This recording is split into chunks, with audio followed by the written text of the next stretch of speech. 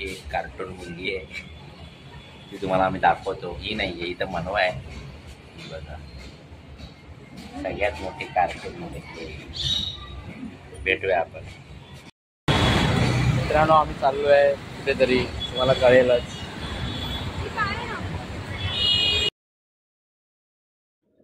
तुम्हाला दिसत असेल छत्रपती शिवाजी महाराज एअरपोर्टवरती आम्ही पोचलो आहे. त्या रोडने आम्ही जातो आहे. दिसत असेल शिवाजी महाराजांची जय हो. हळूहळू आमचा प्रवास पुढे जात आहे. या प्रवासात अजून एक तुम्हाला दिसत असेल लीलावती हॉस्पिटल. आता लीलावती हॉस्पिटलच्या इथे आम्ही पोचलेलो आहो. आत्ता येणार आहे साहेबांचा बंगला, शाहरुख खानचा बंगला. शाहरुख खानच्या बंगल्याच्या बाहेर खूप खूप भीड असते लोकांची. फोटो काढायची खूप आवड आहे त्या मन्नत बंगल्याच्या बाहेर. तसंच मी पण ठरवलं होतं की आपण पण या बंगल्याच्या बाहेर एक फोटो करावा. मग साहेबांच्या बंगल्याच्या बाहेर मी पण थोडा आपला शायनिंग वायनिंग करत गेलो आणि आपल्या मन्नत बंगल्याच्या बाहेर माझा एक स्वतःचा व्हिडिओ काढून फोटो काढण्यात आला. थोडासा फोटो काढून शायनिंग केलेला. आणि आता आम्ही मन्नत बंगल्याच्या समोर आम्ही गेलो आहे आपल्या तुम्हाला पॅन्ट स्टँडला खूप रश, खूप छान, खूप चांगला अनुभव होता. पॅन्ट स्टँडवरती आहे, चांगलं आहे, मजा करण्यासारखी आहेत गोष्टी. सगळे म्हणजे संडे असल्या कारणामुळे थोडी रश दिसतेच आहे तिथे. आहे, आम्ही थोडे सेल्फी पॉईंटला आम्ही थोडे थोडे काढले, शूट केलं. बघितलं बँड स्टँडच्या समोर सीलिंग पण आहे. थोडी प्रगती आपल्याला दिसतच आहे बँड स्टँडवर झालेली आहे. आणि मोठ्या मोठ्या बिल्डिंग बँड स्टँडच्या समोर आहेत. आता आम्ही ठरवलं चला अजून एक थोडासा प्रवास करायला, म्हणून आम्ही गेलो माउंट मेरी चर्चला. खूप शांतता आहे माउंट मेरी चर्चमध्ये. खूप चांगलं वाटलं, खूप शांत प्रसन्न. तिथे थोडं काम असल्या कारणामुळे माउंट मेरीची मूर्ती जी आहे ती थोडी बाहेर आणून ठेवलेली, आतमध्ये त्यांचं काम चालू आहे वाटतं. माउंट मेरीच्या इकडे गेलो, खूप शांतता वाटली. तुम्हाला फोटो दिसत असेल.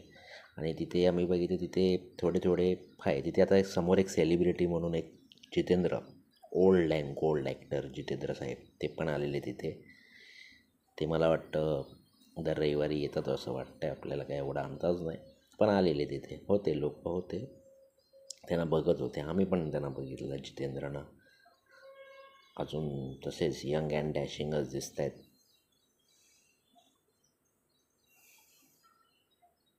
आता आम्ही पुढचा प्रवास केला तर तुम्हाला दिसत असेल ही जुहू चौपाटीच्या समोर आता आम्ही थोडं पुढे जात आहे. आणि आम्हाला एक थोडं बघायचं होतं एक नवीन म्हणून. म्हणजे मी आजपर्यंत कधी बघितलं नव्हतं किंवा माझ्या बायकोने वगैरे बघितलं नव्हतं. म्हणून आम्ही गेलो होतो आता इस्कॉन मंदिरामध्ये. इस्कॉन मंदिर पण खूप छान, अतिप्रिय मंदिर. तिथे गेलो. ते सगळे भक्तिभावाने आपले हरे रामा हरे कृष्णा हरे रामा हरे कृष्णा सगळे मंत्रमुग्ध होते या गाण्यामध्ये.